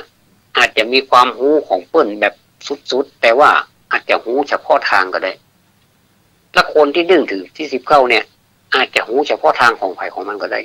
ดึงเอาความรู้เฉพาะทางของคนที่ดึงถึงคนที่20นะเลยออกมาเป็นข้อแล้วก็มาร่วมในองค์กรพัฒนาองค์กรอันนี้สวยงามมากเลยท่านผู้ฟังบ่ใจปล่อยให้ต้องอาวุโสมาก่อนคนที่เปิ้นมีอายุนักคนที่เปิ้นแบบเข้าทำงานก่อนอายุงานมากกว่าจะต้องไปเชื่อเปิ้นทุกอย่างอันนี้คืองานไปบ่รอดก็เพราะเห็นนี้องค์กรใดก็ตามถ้าทำแบบเนี้ยถ้าเดินกันตามเป็นเส้นนี่นะว่าอันนี้เปิ้นมาก่อนเปิ้นเป็นคนที่1ที่2ที่3ที่4 ไอ้คนที่ซาวก็อยู่หลังพุ่นน่ะอย่างนี้งานบ่เดินถึงแล้วก็งานก็คัดงานก็บ่ก้าวหน้าบ่เข้าท่าก็จะเป็นอย่างนั้นเนาะ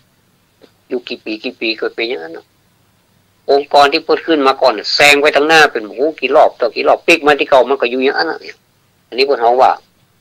ประเด็นคือเกียรติกันนั้นนี่ก็คือถึงแม้ว่าใครจะมาก่อนมาหลังก็จ้างถ้ามีความรู้ความทำเลยคือเกียรติเปิ้นเลยบ่ต้องโกรธเสียเปรียบคือเกียรติเปิ้นเลยอันนี้นะฉะนั้นการเป็นผู้นำนี้จึงหมายถึงการมีสายตาที่มองทั้งที่งานแต่ก็มองทั้งที่คนคู่กันเป็นตัวสามารถที่จะวินิจฉัยวิเคราะห์อะไรว่าคนนี้เปิ้นเก่งอะไรอย่างเพราะเฮารู้ถึงวันเปิ้นเก่งอะไรอย่างนี้มันจะค่อยออกมากันด้วยว่าเปิ้นเก่งซึ่งจะเข้าหลักที่สำคัญนะท่านผู้ฟังทั้งหลายเมื่อมาพูดถึงผู้นำแล้วก็ผู้ร่วมไปด้วยเนี่ยซึ่งต่อไปนี้เราจะใช้คำว่าผู้ตามเพราะว่าผู้นำผู้ตามหรือว่าหน้าลูกน้องเองนะลูกน้องเนี่ยรู้สึกมันไม่อยากที่จะเป็นเหมือนหัวหน้าละก็คือในเมื่อเขาเป็นลูกน้องก็จะเป็นแค่ลูกน้องเนี่ยทั้งที่บางอย่างหรือว่าหลายอย่างผู้มาร่วมงานเขาน่ะอาจจะเก่งกว่าหัวหน้าด้วยซ้ำแต่หัวหน้านี่เพราะว่าเปิ้นมีทุนเปิ้นเป็นเจ้าของทุนเปิ้นเป็นผู้นำในด้านทุนแต่ว่าในด้านการใช้ความสามารถนี้อาจจะด้อยกว่าคนที่มาเป็นผู้ร่วมงานคนที่มีวิสัยทัศน์ที่ดีเนี่ยรังเกียจความรู้ของอื่น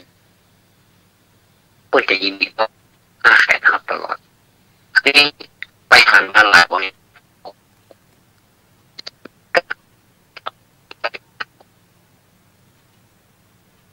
บริษัทไปเลย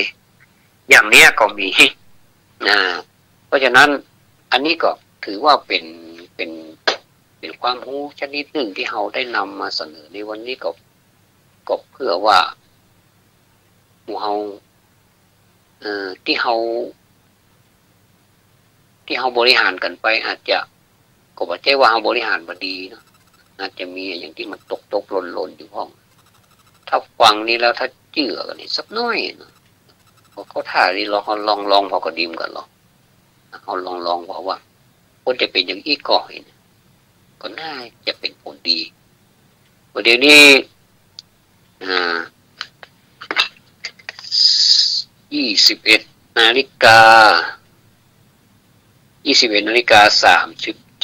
าทีจะเปิดสายให้ท่านผู้ฟังที่ฟังรายการนี้สวัสดีชีวิตในวันนี้ว่ามีความคิดเป็นอย่างไรพ้องในเรื่องที่ได้นำเสนอในวันนี้ท่านใดที่มีความคิดเพิ่มเติมก็ขอเชิญได้เนอะ0897668297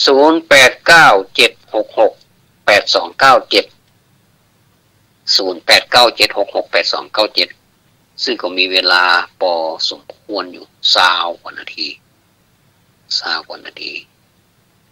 37ไม่ละ20 กว่านาทีก็ขอเชิญได้0897668297ว่าอย่างอู้ได้อู้ดีป้อมได้อู้ตัวร้อยนะก็โทรเข้ามาอู้เสียสละเวลาเห็นน้อยหนึ่งเสียก้าอู้เห็นน้อยแต่ถ้ามันเป็นประโยชน์กับส่วนรวมก็น่าอู้นะก็ขอเชิญได้เนาะก็ต่างคนก็ต่างเสียสละงานนี้บ่ได้สตางค์เนอะแต่ว่างานนี้เป็นความคิดหันที่จะนำไปสู่การได้สตางค์การอยู่ดีมีสุขคือสังคมเข้าใจเข้าใจแต่จริงๆแล้วก็สังคมนี่ก็เข้าใจกันนะแต่ว่าเราจะมาเพิ่มในส่วนที่ดีให้มันมีความสมบูรณ์ยิ่งขึ้นแล้วก็มาเสริมมาซ่อมในส่วนที่มันบกพร่องไปเอาก็ว่าได้ว่าสังคมนี่มันบ่ดีก็ดีแต่ว่าเขาช่วยกันให้น้อยนึง คือมันมีช่องทางที่มันจะดีขึ้นเนี่ยมันมีหลายอย่างก็เอามาช่วยกันก็ได้ข่าวมาหลายอย่างมีตึงในแง่ของข่าวที่มันเป็นทางบวกเขาทางลบนะผมว่าแล้วทางลบนี่มันถึงหาได้ทุกเอามาต้องไปหามันก็ดีกว่าแต่ว่าทางบวกนี่ผมซื้อว่าหายากแต่ก็ไม่ได้อยู่ไกลเขาอยู่ใกล้ๆตัวเขาเนี่ยทางบวกนี่คนทำความดีนั่นนี่ทำเข้าท่าดีร้อยนะเขาก็เข้าท่าเขาก็ชื่นชมดีๆด้วยเปิ้ลอันนี้เปิ้ลเขาว่าเปิ้ลเขาว่าอย่างไรถ้าเขาชื่นชมดีๆแล้วเขาค่อยทำนี่นะดูที่ว่ามันจะหามีผลประโยชน์อย่างนี้นะอันนี้เปิ้ลเขาว่าจิตอาสาอันนี้มาเต็มร้อยเลยนี่เนี่ยมาเต็มร้อยเลยคือจิตอาสานี่จะมาทำอย่างเพื่อผลประโยชน์ทำอย่างเพื่อ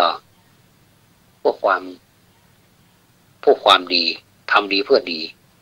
ทำดีเพื่อให้เกิดสันติสุขเนี่ยขอเจนได้เนอะเอาว่าแห่งกรรม0897668297รายการสวัสดีชีวิตทางสถานีวิทยุคลื่นวัดไฟ104.5 เมกะเฮิรตซ์เนี่ยหลังมหาวิทยาลัยเชียงใหม่มช.นี่นะขอเจนได้เนอะจะดำเนินการในทุกวันอังคารถ้าว่ามีการรายการอื่นก็จะมาปะกันในช่วงกลางภาษานี้ก็เป็นคุกคักหน่อยเนื่องจากว่ามีการหลายที่หลายทางก็เลยยกยอดไปแต่ก็ทางสถานีเพื่อก็ไปถ่ายทอดสดอย่างนี้นะเขาก็เลยไม่ได้มาจัดเวลาก็สมเป็นเวลาเดียวกันเนี่ยถ้าแข่งวันพุธคือวันอังคารนี้ตั้งแต่เวลาหลังข่าว20:30 นาทีโดยประมาณไปจนถึง4 ทุ่มก็คือ22 นาฬิกาหลังจาก22 นาฬิกาแล้วก็จะเป็นรายการรายการหนึ่งในช่วงนี้เป็นของสวัสดีชีวิตอยู่ก็ขอเชิญท่านได้ถ้าจะอู้อย่างก็ได้ที่มันเป็นประโยชน์บอกอู้เรื่องของผู้นำหรือผู้ร่วมตามผู้ร่วมงานนี้ก็ได้จะอู้เป็นเรื่องอื่นก็ได้ซึ่งมันจะเป็นประโยชน์มากๆเลยเพราะว่าคนเฮาเนี่ยอยู่ในสังคมนี่นะมันจะต้องแบบปรึกษาหารือกันที่เปิ้นโบราณเป็นว่าปีหูสองน้องหูหนึ่งอาจจะเป็นปีหูหนึ่งน้องหูสองก็ได้มันนี่ที่เขาอู้ตะกี้ความหมายก็คือว่าคนที่ซาวเนี่ยอาจจะหูนักกว่าเปิ้นตั้งแต่คนที่1 ถึงคนที่19เนี่ยอาจจะหูน้อยกว่าแต่ถ้าเอาไปกิดไปปิดไปกั้นไปบังไปกีดกันพวกนี้ก็ความเจริญก็จะมาจ้าอาจจะมาเหมือนกันแต่ว่าจ้าเพราะว่าความเจริญเดี๋ยวนี้มันบัดรอท่าไปแล้วมันจะต้องดำเนินไปด้วยอย่างฉับไวแล้วก็เด็ดขาดแล้วก็เดินกันไปเป็นกระบวนมันจะมีพลังงานมันจะมีพลังมากถ้าเอาเดินเดียวๆเนี่ยพลังมันจะมีน้อยเพราะฉะนั้นเนี่ยคนทำงานถ้ากันทำกันเป็นทีมเนี่ยนะมันจะมีพลังแล้วก็ยิ่งส่งต่อดีๆนี่นะเหมือนเขาไปดูไว้ทีมการแข่งขันที่เป็นการแข่งขันเป็นทีมเช่นฟุตบอลนี่นะฟุตบอลอันนี้ก็ทำกันเป็นทีมอย่างกระจ้างที่มันทำกันเป็นทีมแล้วส่งให้กันแบบว่าคือเกียรติกันนี้นะมันจะเล่นแบบเป็นคนเดียวเองเด่นๆคนเดียวอันนี้ก็ถ้าทำได้มันก็โอเคแต่ถ้าพลาดมามันจะมีคนซ้ำเลยเพราะฉะนั้นเอาป้องกันปลอดภัยไว้ก่อนนี่ก็คือส่งให้กันส่งกันไปส่งกันมามันรู้ว่าส่งลูกเมื่อส่งลูกไปแล้วคนนั้นก่อนนำลูกไปแหมก็จะไปป้วนเปี้ยนอยู่แถวหน้าประตูเขาเรียกว่าเข้าคนเลยอันนี้คือวิธีการทำงานว่าจะเอาเข้าประตูเปิ้นได้อย่างไรโดยวิธีไหนแต่ต้องใจหัวตลอดเช่นเดียวกันนะคนเราอย่าต้องใจหัวตลอดแล้วก็กำลังก็ต้องใจตัวเองอย่างฟุตบอลเนี่ยหัวเอาอิดเอาเคยไปเล่นบอลแบบสมัครเล่นนะเอากันอยู่สุมาเด้อจนน้ำลายจะเป็นตังเป็นเดียวได้นะอิดหิมตายได้นะแล้วเอาไปหันเปิ้นเล่นเนี่ย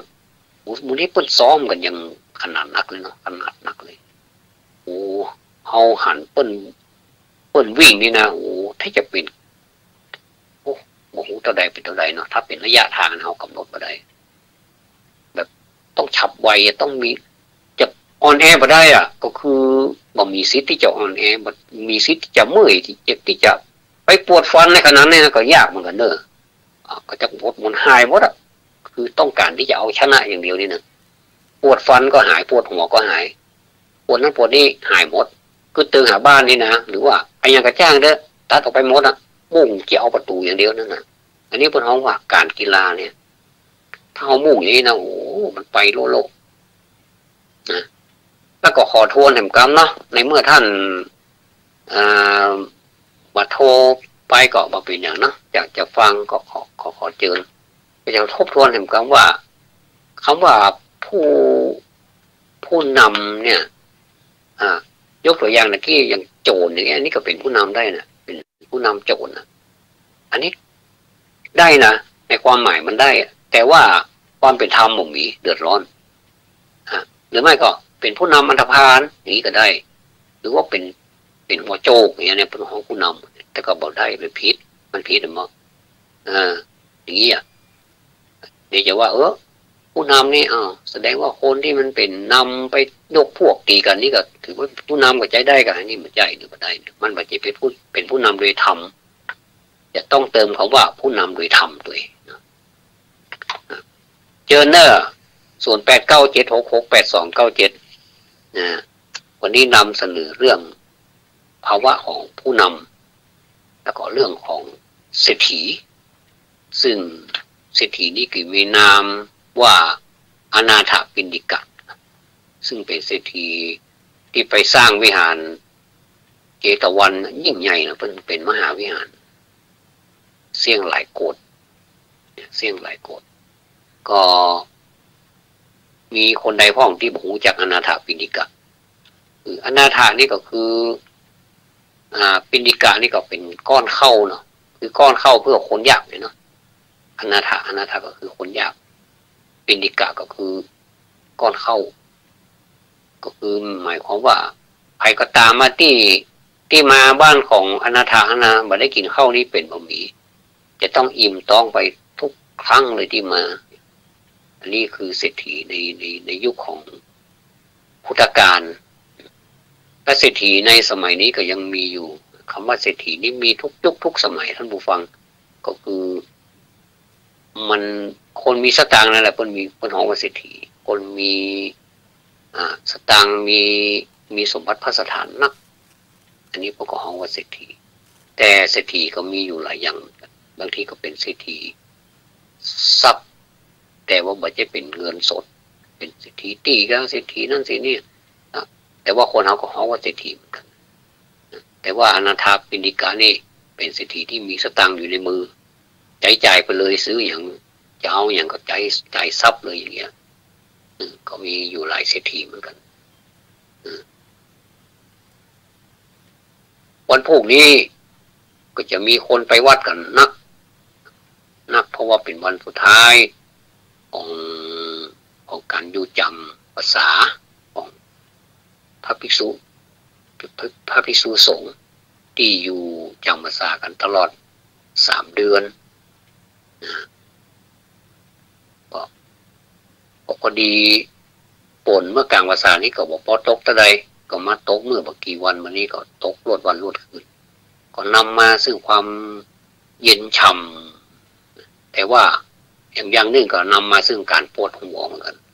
ปวดหัวมัวตาเป็นโรคนั้นโรคนี้มันมาวุยลงไปประเดี๋ยวนี้มันก็ย่างแล้วมันก็เกิดอาการแบบเดี๋ยวก็หนาวเดี๋ยวก็ร้อนจะกลายเป็นเมื่อยเป็นไข้ไปไงนะอันนี้ก็เป็นเรื่องของธรรมชาติมนุษย์ก็ถือว่าเป็นส่วนหนึ่งของธรรมชาติอย่างหนึ่งอย่างคือทนทานแบบเป็นเล็กเป็นหวามันก็ปัจจัยมันก็ต้องมีการเสื่อมไปพ้องมันมีการเปลี่ยนแปลงในตัวเนี่ยได้ตลอดเวลาเลยเดี๋ยวก็ร้อนเดี๋ยวก็หนาวเดี๋ยวก็เป็นนั่นเดี๋ยวก็เป็นนี่ทุกเมื่อเชื่อวันเป็นประจำแล้วก็เป็นทุกข์เป็นประจำมีสุขพ่องปนกันไปแต่ความสุขนั้นบางทีถ้าเอาบอกตันมันเขาก็ไปหลงความสุขว่าเกิดมาเป็นมนุษย์นี่มันสุขจริงหนอนะถ้าเอา ใจกรรมนี้บ่อยๆจนเป็นนิสัยนี่เขาก็จะว่าชีวิตนี้มีความสุขแต่ว่าความจริงมันก็มีความทุกข์ที่แฝงเป็นด้วยความสุขแต่ว่าเป็นความทุกข์งดล้วนๆกับใจก็ยังมีความสุขแฝงไปในความทุกข์ทั้งทุกข์ทั้งสุขนี่มันเป็นพี่น้องกันที่มันมาด้วยกันบางทีก็มาคนละคราวบางทีก็มาร่วมกันสุขตะกี้นี่เดี๋ยวทุกข์กำลังกินข้าวตะกี้นี่กินมีความสำราญกินเอาเห็นสักมื้อเจ็บท้องละต้องเอาไปทิ้งเหรอก่อนของที่เอากินเข้าไปนะมันจะบูดเพราะมันย่อยเรียบร้อยแล้วมันหูจะไปไว้ที่ไหนมันก็เลยต้องเอาไปทิ้งเหรอก่อนเพราะว่าระบบขับถ่าย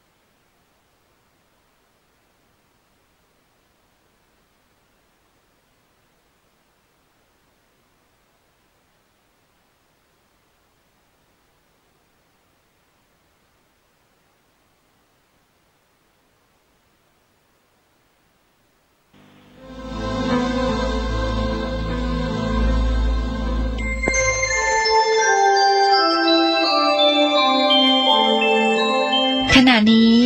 ท่านกำลังฟังสถานีวิทยุกระจายเสียง FM 104.5 เมกะเฮิรตซ์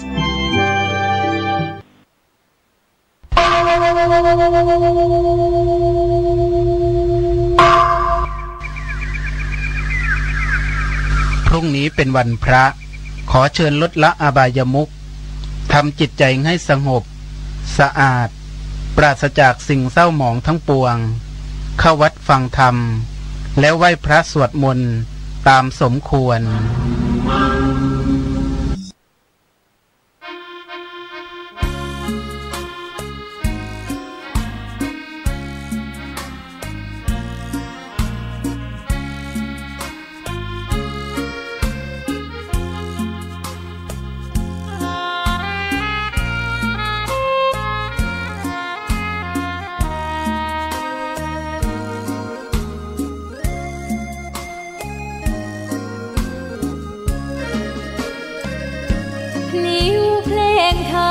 ถูกถ้อยคำเข้าถึงจิตใจฟังรายการวิทยุเสียงใสส่งถึงใจไปสู่ปลายนาสารธรรมน้อมนำมองพระศาสดาบอกผู้คนทั่วลาหันมาเข้าวัดฟังธรรมคลื่นเสียงนี้เป็นคลื่นธรรมะจากใจส่งถึงบ้านไกลฟังได้สุขใจล้ำยามดึกดื่นค่ำคืนมีงานต้องทำเป็นคลื่นสารธรรมเน้นย้ำธรรมะเพื่อนใจเสียงคลื่นธรรมบอกหลักธรรมให้คลายความเหงาฟังเสียงธรรมะเบาบอกเล่าถึงคนบ้านไกลสื่อธรรมะบอกลดละวางด้วยใจสื่อไปถึงสวงในเข้าใจหลักธรรมหลักดีลิ้วเพลงธรรมผูกสัมพันธ์จิตใจร่าเริงฝ ฟังสาระธรรมะบันเทิงรื่นเริงในชีวิตยามวันว่างเดินทางไปเยี่ยมสถานีนัดพบกันน้องพี่วันนี้วันดีวันเสาร์สวดมนต์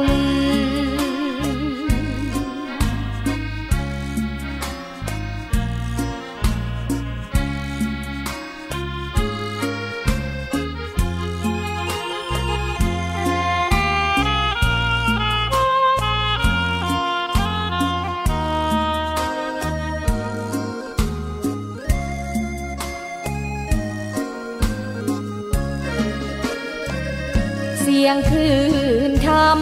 บอกหลักธรรมให้คลายความเหงาฟังเสียงธรรมะเบาเบาบอกเล่าถึงคนบ้านไกลสื่อธรรมะบอกลดละละวางด้วยใจสื่อไปถึงสวงในเข้าใจหลักธรรมหลักดีเพลงธรรมผูกสัมพันธ์จิตใจร่าเริงฟังสาระธรรมะบันเทิงรื่นเริงในชีวิตยามวันว่างเดินทางไปเยี่ยมสถานีนัดพบกันน้องพี่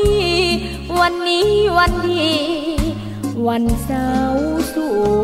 วดมนต์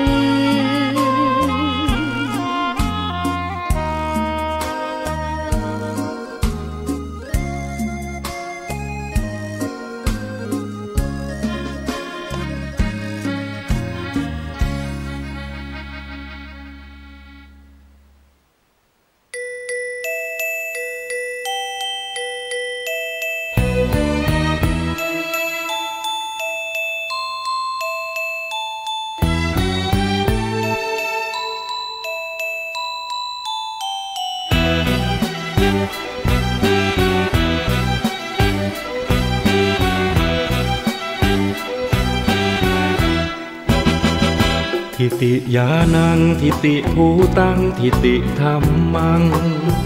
ขอเชิญท่านฟังในทรัพย์แท้3ประการประการที่1ทิติยานังเป็นทานปัญญาเบ่งบานจิตนิ่งรู้แจ้งสดใส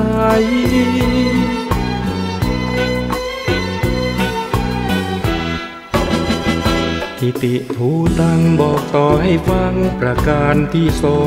2รู้เห็นเรื่องรองจิตพ้นจำกัดเงื่อนไขมุมมองทุกสิ่งรู้แจ้งความจริงแบบไหนธรรมจักชุบใจไม่มีสิ่งใดเข้าบัง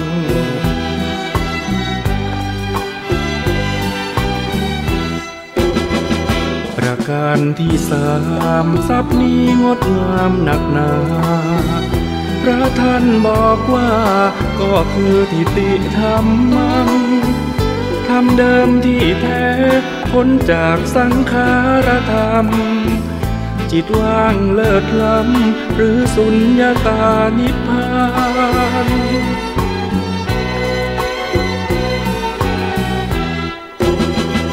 ทิติยานังทิติภูตังทิติธรรมังพระธรรมปลูกฝังชาวพุทธรู้เห็นประสานอานาปานสติจิตรู้จิตตื่นเบิกบานทรัพย์3ประการล้วนมีติดตัวทุกคน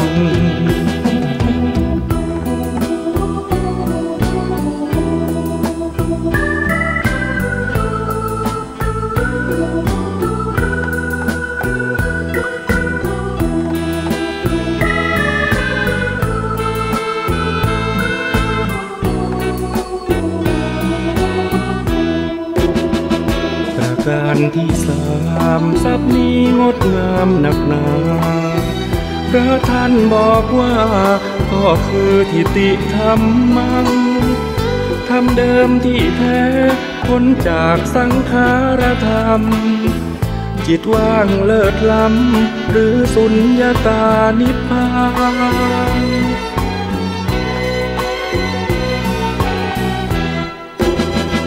ทิติญาณังทิติภูตังทิติธัมมังพระธรรมปลูกฝังชาวพุทธรู้เห็นประสานอานาปานสติจิตรู้จิตตื่นเบิกบานทรัพย์สามประการล้วนมีติดตัวทุกคน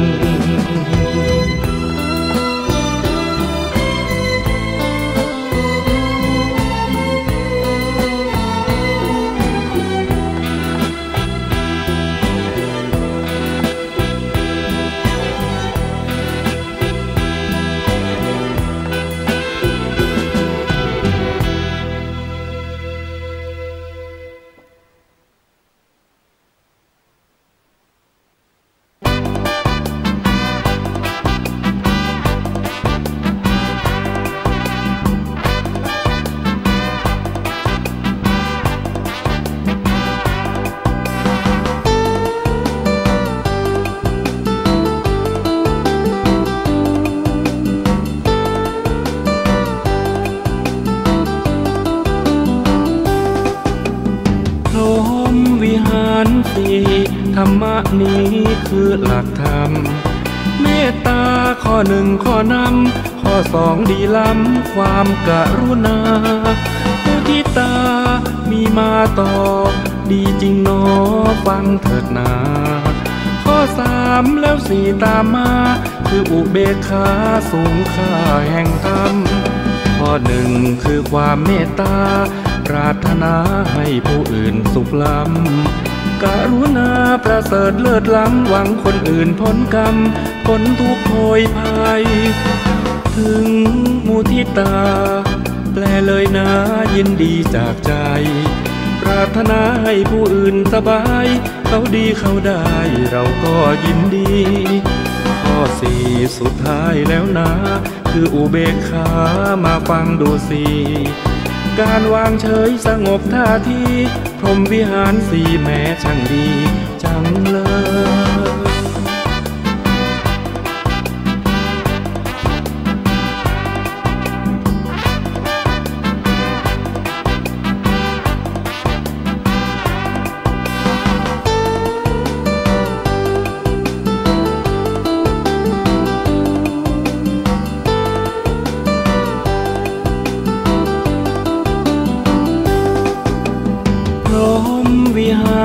สี่ธรรมะนี้คือหลักธรรมเมตตาข้อหนึ่งข้อนำข้อสองดีล้ำความกรุณามุทิตามีมาต่อดีจริงหนอฟังเถิดนาข้อสามแล้วสี่ตามมาคืออุเบกขาสูงค่าแห่งธรรมข้อหนึ่งคือความเมตตาปรารถนาให้ผู้อื่นสุขล้ำ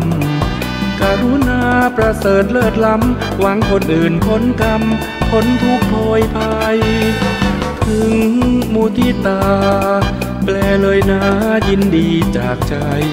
ปรารถนาให้ผู้อื่นสบายเขาดีเขาได้เราก็ยินดีข้อสี่สุดท้ายแล้วนะคืออุเบกขามาฟังดูสิการวางเฉยสงบท่าทีพรหมวิหารสี่แม้ช่างดีจัง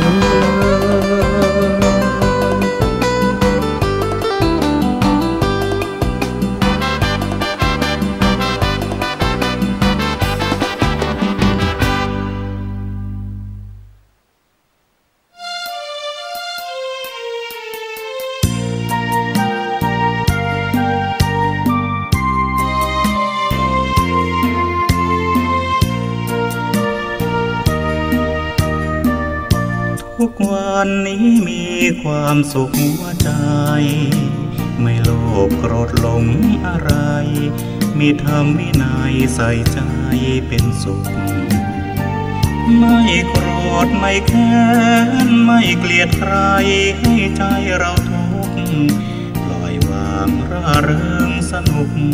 ปลดเปลื้องทุกข์ด้วยคุณความดีไม่อิจฉาใครให้ใจมองเศร้าร่ำรวยอย่างไรช่างเขาขอเพียงเราพอเพียงที่มีใหญ่โตแค่ไหนมากเงินทองกองเท่าคิรีถ้าหากใครซึ่งความดีไม่มีความหมายอายคนนินทาอาจเป็นบุญหนุนนำตัวเราได้ฟังธรรมะตั้งแต่เช้าขัดเกลาจิตใจเรื่อยมาหลวงพ่อเจ้าคุณพระเทพคือกูลศรัทธาให้พระมาเทศนาช่วยตอบปัญหาที่ค้างคาใจและคงโชคดีที่พระให้พรเชิญร่วมธรรมะสัญจรได้พักผ่อนแดนธรรมรำไปสร้างบุญกุศลถวายทานกันตามปัจจัยอิ่มบุญเพิ่มพูนเราให้หน้าตาแจ่มใสจิตใจงดงาม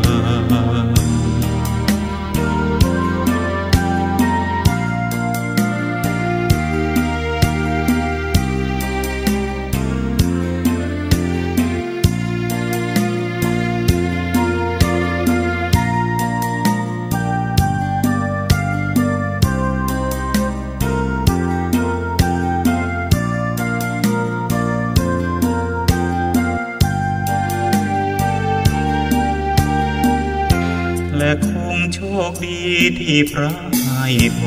รเชิญร่วมธรรมะสัญจรได้พักผ่อนแดนธรรมรำไปสร้างบุญกุศลถวายทานกันตามปัจจัยอิ่มบุญเพิ่มพูนเราให้หน้าตาแจ่มใสจิตใจงดงา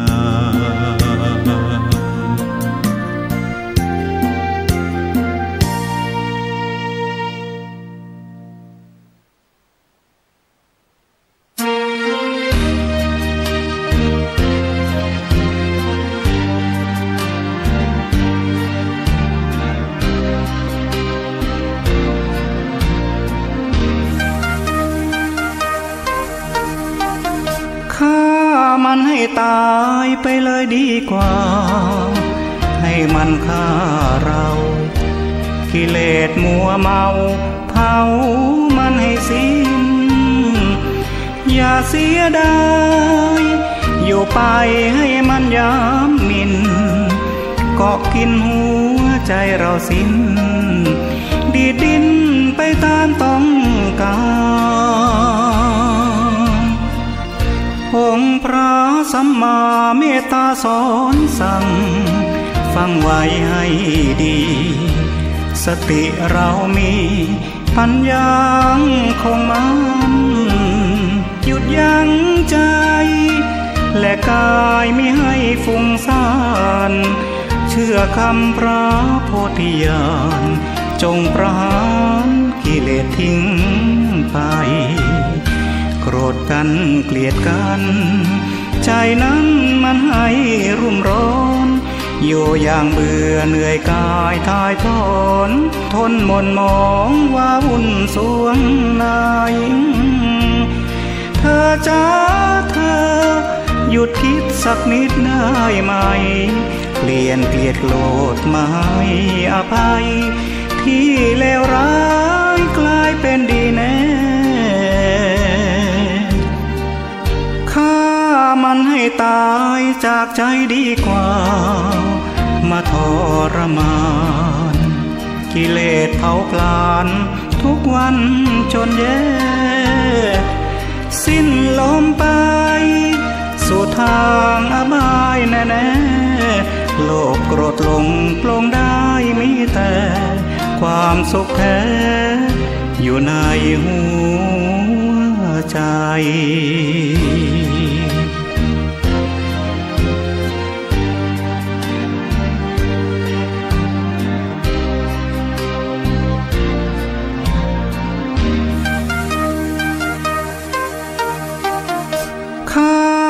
ให้ตายจากใจดีกว่ามาทรมานกิเลสเผาผลาญทุกวันจนแย่สิ้นลมไปสู่ทางอบายแน่ๆโลภโกรธหลงปลงได้มีแต่ความสุขแท้อยู่ในหัวใจ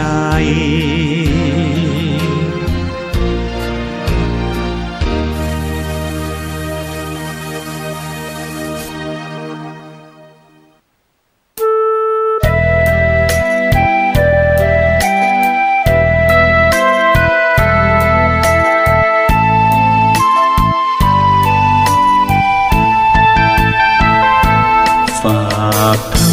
ำยามดึกกับสายลมเพื่อความสุขสมทวนทั่วทุกหัวใจถึงคนทั้งโลกซึ่งอยู่แดนไกลจากคณะสงฆ์เชียงใหม่ที่ได้ตั้งใจเทศกลอนป่านนี้ศรัทธาลับหรือยังหรือกำลังฟังคลื่นนี้กันอยู่หนอขอจงตั้งใจฟังให้เพียงพอฟังด้วยหัวใจจดจ่ออย่าท้อและถอยเลยคืนไหนถ้ามีเวลาว่างจดหมายมาบ้างอย่าทำเงียบเฉยหรือโทรศัพท์เข้ามาติชมเชยถามปัญหาเถิดเอ่ยจะเฉลยให้สุนทรฝากทำนี้มาช่วยย้ำเตือนอย่าลืมอย่าเลือนน้ำคำที่พร่ำสอนสังคมวุ่นวายสุดแสนอาวรณ์วันกลัวโลกจะรุ่มร้อนวันธรรมจะลับลอย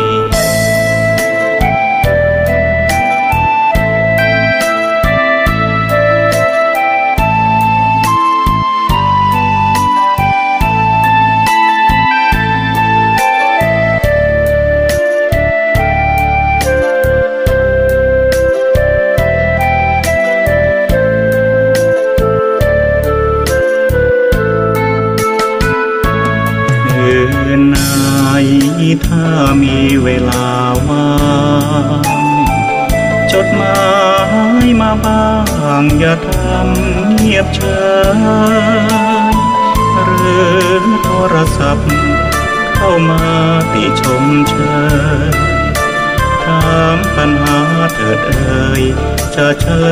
ยให้สุนทรฝากทำนี้มาช่วยย้ำเตือนอย่าลืมอย่าเลือนน้ำคำที่พร่ำสอนสังคมวุ่นวายสุดแสนอาวรณ์วันกลัวโลกจะรุ่มร้อนวันธรรมจะลับลอย